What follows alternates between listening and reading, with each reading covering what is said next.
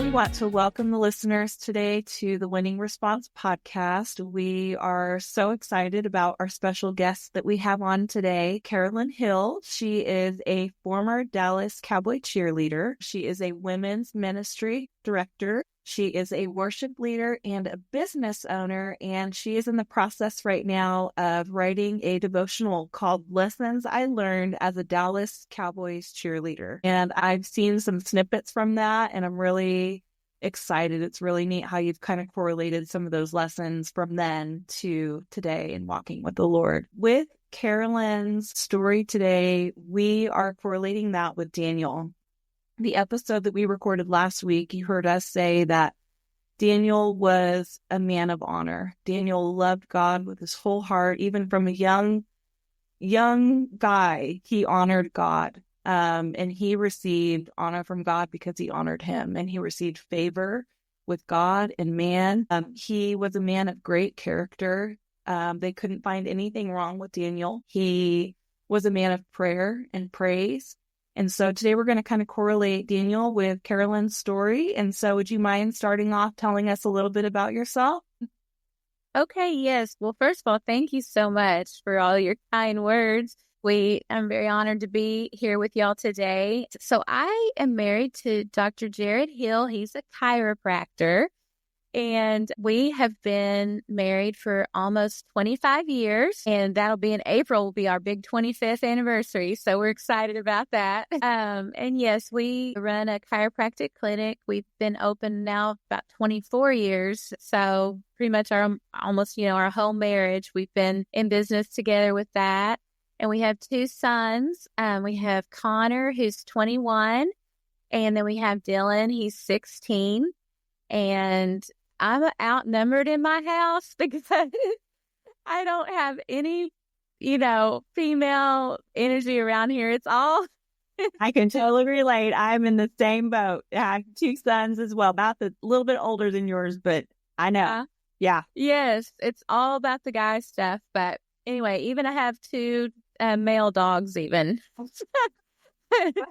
So, but yeah, I love them so much. And I always say, I feel like, God absolutely knew what he was doing when he gave me boys, because I'm really a girly girl, big time.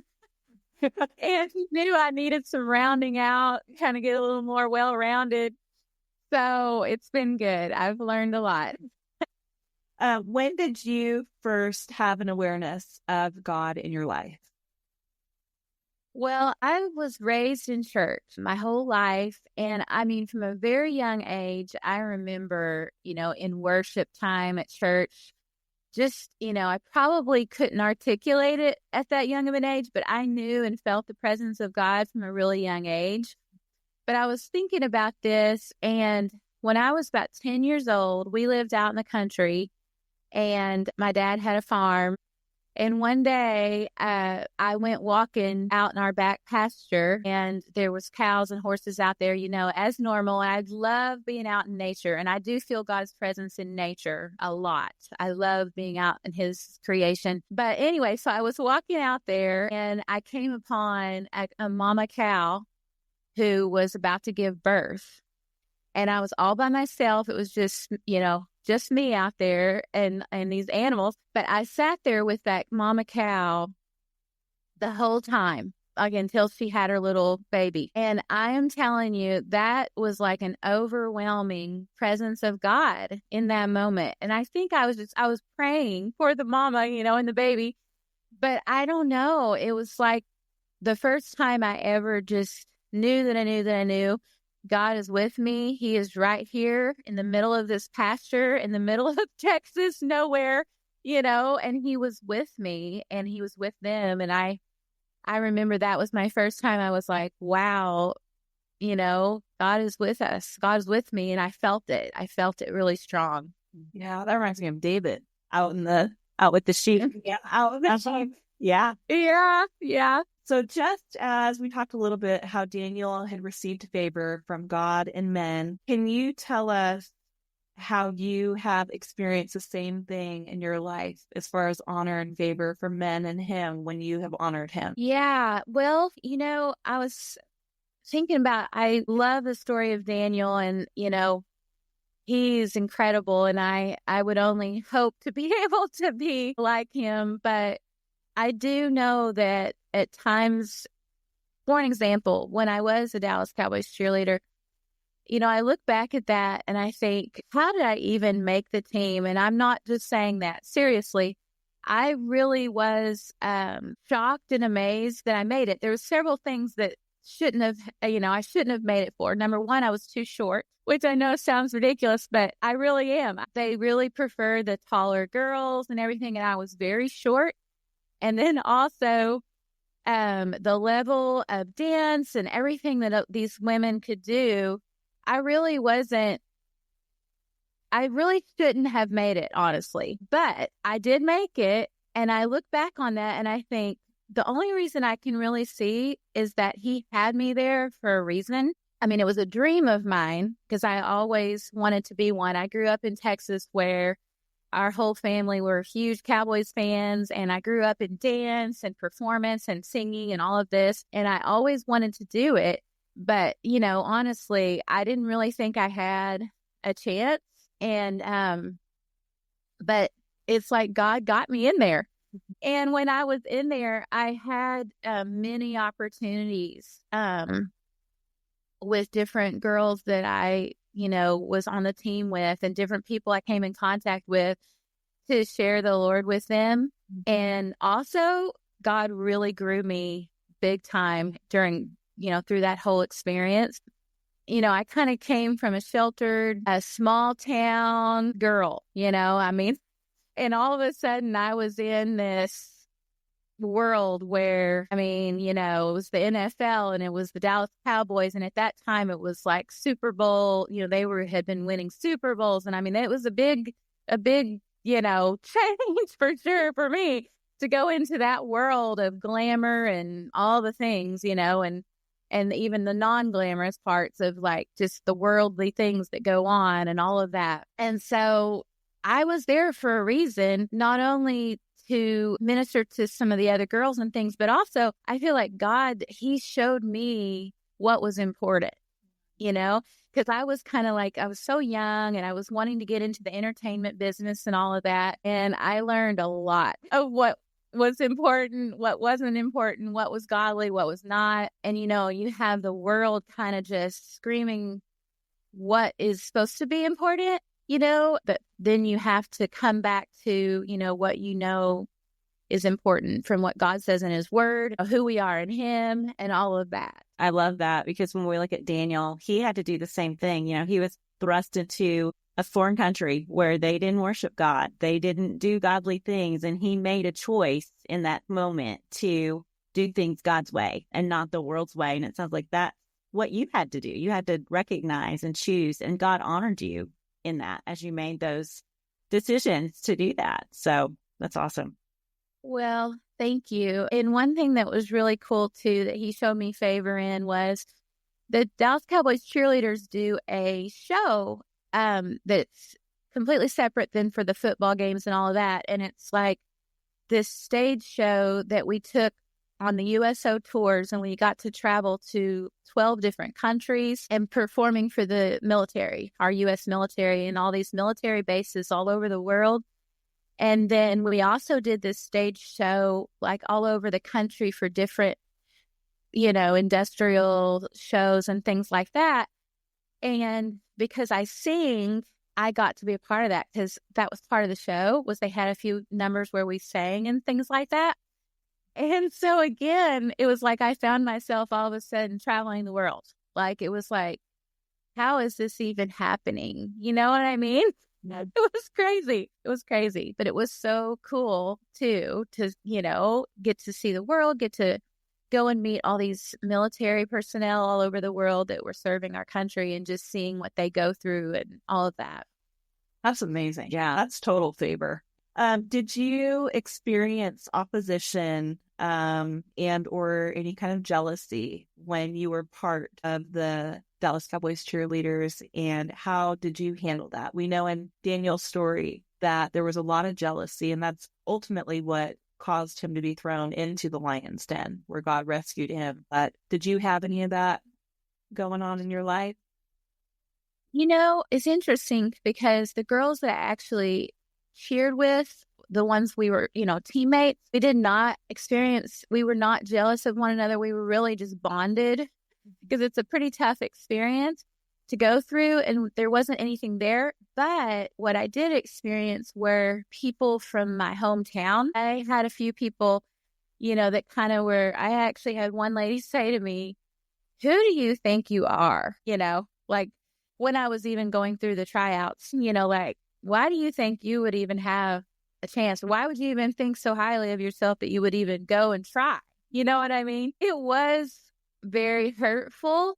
And I think back then I was pretty young, and I remember it just really hurting my feelings and just feeling very hurt. But now, like years later, as we grow up and kind of experience those things, I look at it like, gosh, I feel bad for somebody like that would be so determined to bring you down, just like they must be hurting so badly that they have to want to bring somebody down like that. I mean, why not encourage people in their dreams, Why do that? I mean, but yeah, it's still hurtful. It's definitely still hurtful no matter what. But yeah, it was a little bit of that. And, it's always kind of, I don't know. I still to this day, I'm pretty sensitive, and I try not to get offended by things like that if it does, but I do. I just try to look at it as like praying for that person because they're obviously really a hurting person. And a reminder, I know there's been different situations and things too, where it's a good reminder for the times where I've experienced any kind of opposition. I don't want to be like that, Lord. Like, Lord, help my heart to never be like that. And more like you said, encourage people to follow their dreams. Who are we to say, you should be doing this, you shouldn't be doing that? Who do you think you are? How did that season, cheerleading, how did it influence your life afterwards? Did it draw you closer to God? Yeah, it did. So a quick story.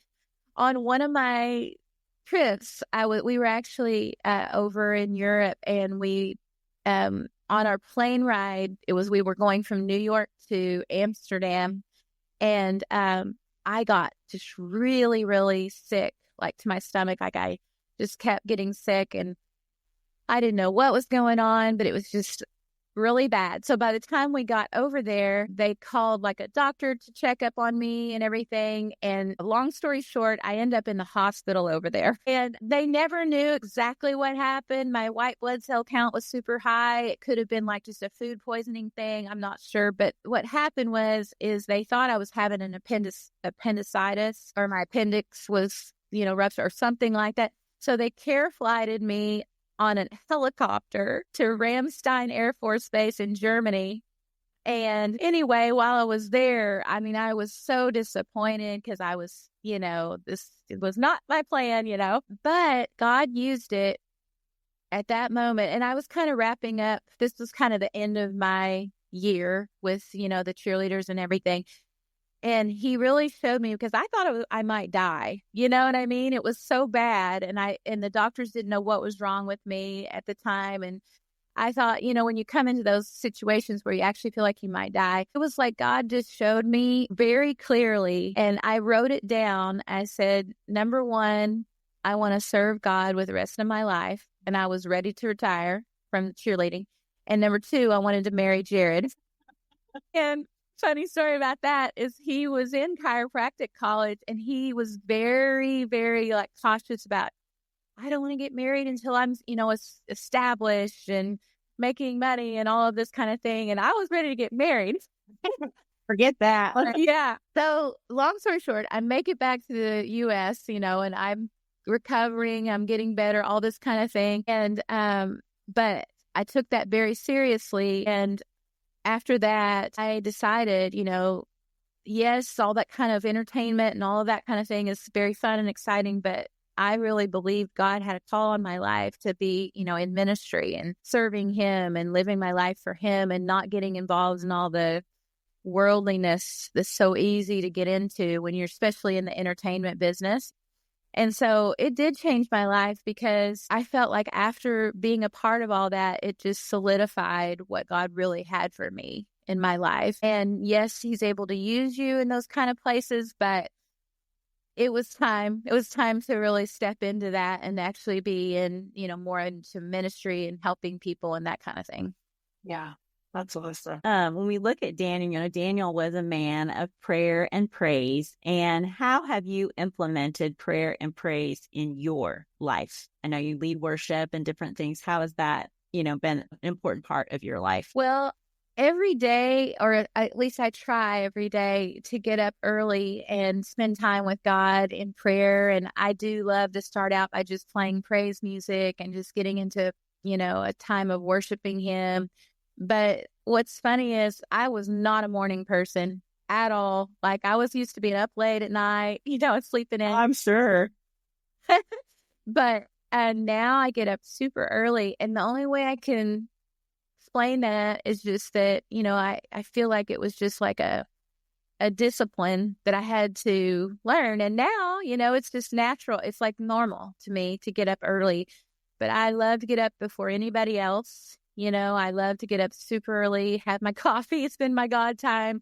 And honestly, I can't really do well without that. If I go a day or two without doing that, it's like, no, I'm good. I'm off. I need to get back with, getting close to God. What I think is crazy is how you can go so long in a good pattern. And if you get off for it's amazing how fast, like you get off track, how fast that can. And it's just, I've just learned I cannot go without that. I have to have that time with the Lord in the morning, first thing. I mean, it makes all the difference to me. Absolutely. I agree. Well, and I know that you have led worship for a long time. How did that come about? Well, I've always loved to sing, and things like that. And I really had to learn, though, the difference between singing as an entertainer and singing in worship and singing to God, actually worshiping him and not trying to entertain people. Not that there's anything wrong with entertaining people, but it's just a separate thing, and just having to learn the difference. So honestly, when I first started being on a worship team or whatever, I really didn't get it quite yet. Honestly, I mean, I was so used to singing for more of a people pleasing or entertaining, and I had to make that transition. And the Lord was so gentle and kind with me to show me the difference, in what that is, to truly worship him with our songs, and our music. So it just kind of evolved over the years, and I love it. I love to worship him with song. I know that's not our only way to worship him, but I do there's something about music. I believe he created music. It kind of touches us in a special way, like it goes deeper, I feel like, sometimes than anything. I can just, when I'm starting to worship in music, I don't know, I don't know exactly how it works, but some way or another, it goes deep, in the way that we express our love to him. Well, it's so powerful. I know and I've heard people say, and I've experienced it, when we step into worship, the other things that are trying to vie for our attention, the lies of the enemy, the pressure, the stress, it has to go, because it creates an avenue of focus on him that I don't know that there's much anything else that can do that powerfully. Worship. Yes, exactly. It's very true. And you know how, like, when you're watching a movie and there's like a music background, and it makes all the difference, kind of the accompaniment of the music. And I was just reading recently, in Job, whenever the Lord is talking about, when he created the world and all the, all of his creation, the angels were singing and praising. And, it's just like, I don't know. Is there something about it? It's something about music. It's very powerful, like you were saying. Yeah. Very powerful. So thankful. Yes. How do you continue to grow in your relationship with the Lord? I know we just touched on this a little bit, that you spend time in the morning, you spend time worshiping. How do you continue to grow with him? Well, I feel like it's two ways. I feel like in the Word, I think that I started out just reading such surfacely, or in a surface level, and now I try to study. I try to go deeper into the Word. I try to look at different ways to understand really what he's saying. And what I found about the word is so cool is it's like the more you go deeper and study more, the more you're like blown away by the intricacies of the Bible and how it's all woven together in the, so those kind of things grow me in my faith of just how amazing God is and what all he has for us. But then really I was thinking about this, and I think stepping out in faith really grows us, meaning that sometimes, doing things that you don't really, you can't do in your own strengths, it's going to take God only to be able to do it, things like that grow me a lot. Because if I just kind of stay in my happy comfort zone, I'm not going very much, but it's really just trying to listen to what he's saying and obeying that. And I'm not saying I always do, because unfortunately, sometimes I do want to just stay in my comfort zone. But I feel like when I finally do say, okay, God, I'm willing to try this. I'm willing to go with what I feel like you're telling me to do. It does grow me a lot. Yeah. Oh, that's a good word. And it's fun to see when you do step out and you do trust him, to see what he does with that. That you would never know otherwise if you hadn't have taken the step to. Well, you miss out on the bigger and better things that he has for us when we're willing to do that. We stay stuck. We're stuck. Our life is stuck. We're not moving with him. It stunts us in our growth. So yeah, it's good. Absolutely. Yes. Yeah. Is there a scripture or scriptures that you have that have been foundational in your life? Yes, my life scripture is Proverbs 3:5-6. Trust in the Lord with all your heart. Lean not onto your own understanding, but in all your ways acknowledge him, and he will guide and direct your path. That's huge for me still every day. I have to remember, it's not my own understanding. So many times where he does lead us, it doesn't make sense in the natural. And one really quick story about that is for years I used to be in shows here in Branson, and I remember very distinctly he was showing me and telling me it was time to retire, but on paper it wasn't going to work financially for my husband and I mean, at that time, and this was a long time ago. But anyway, we decided, yes, we feel like the Lord is clearly calling me out of that and more into just full-time ministry and all of that. And anyway, long story short, after we did that and obeyed him, after just a few weeks at our chiropractic clinic, all of a sudden, with nothing new that we were doing, we were starting to make up the difference of the salary that I gave up. Wow. And I just feel like, again, trusting God, don't lean on your understanding. Because in my understanding, I'm like, there's no way. How's this going to work? So that was pretty cool the way he did that. There's no other explanation but God. Well, and you show by that example that you are a doer of the word. It's easy. A lot of people can sit here and quote Proverbs 3:5, but to actually do it and to trust him and to not lean on your understanding or your checkbook, it takes faith. And he came through. So being a doer and doing what he tells you to do. Right. Well, that's what you talked about, taking the step of faith. You said that, and that's what you did in that situation. But what if you hadn't have done that?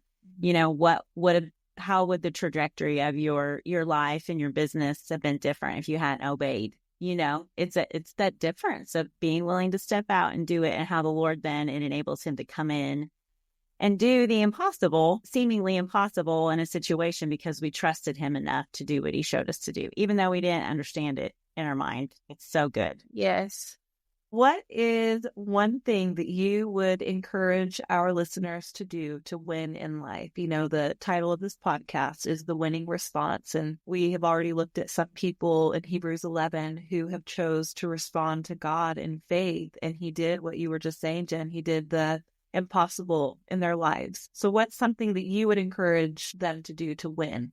I would say that definitely the number one thing is just spending time with God. And because if you do that, you're going to hear him guiding and directing you to do those kind of things that are going to be life-changing moments, faith-building moments. So it's very simple and easy, so to speak, as far as like just creating that discipline of spending time with him. I mean, it's easy to not do it because we can be so busy just going on and, with our lives. But I would say if someone is struggling in that area, just make a decision today that you can't go without that. I mean, it's why we're here, is to connect with God and live out our life with him and what all he wants for us. And of course, that's going to affect everybody around us. So I would say that's number one. And the other thing that's really on my heart that I'm really big on these days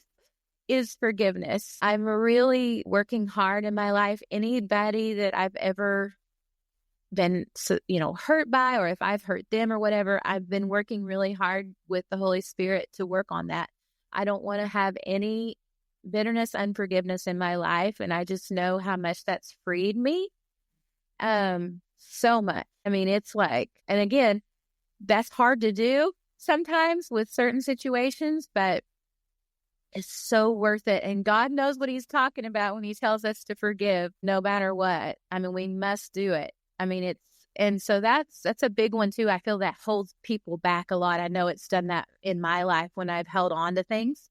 So I would say that's another huge thing that you can go to the Lord about and just say, is there anything in my life that I need to forgive someone or ask someone to forgive me, and get that taken care of right away.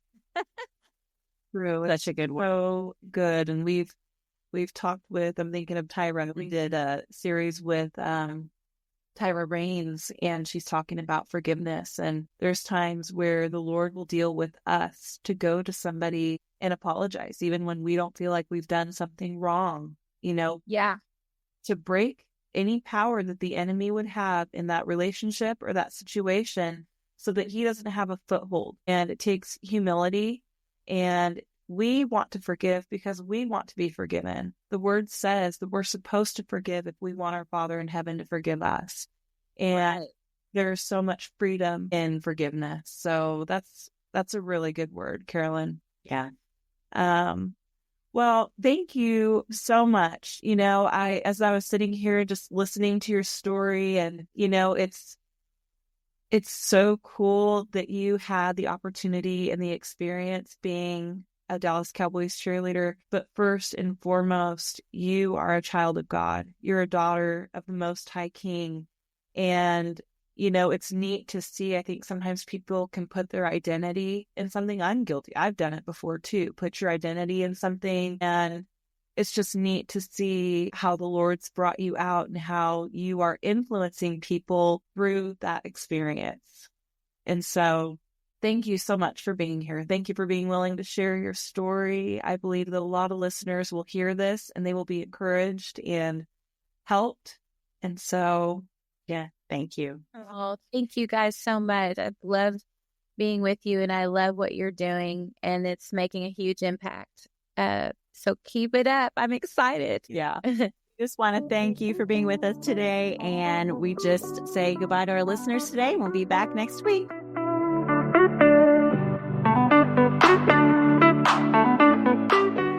We hope you enjoyed this episode of The Winning Response with Jen and Crystal. If you haven't already, make sure you subscribe and rate this podcast. And we encourage you to share with others. If you want more information or want to connect, go to thewinningresponse.com. Thanks for joining us today, and tune in next time on the Winning Response Podcast.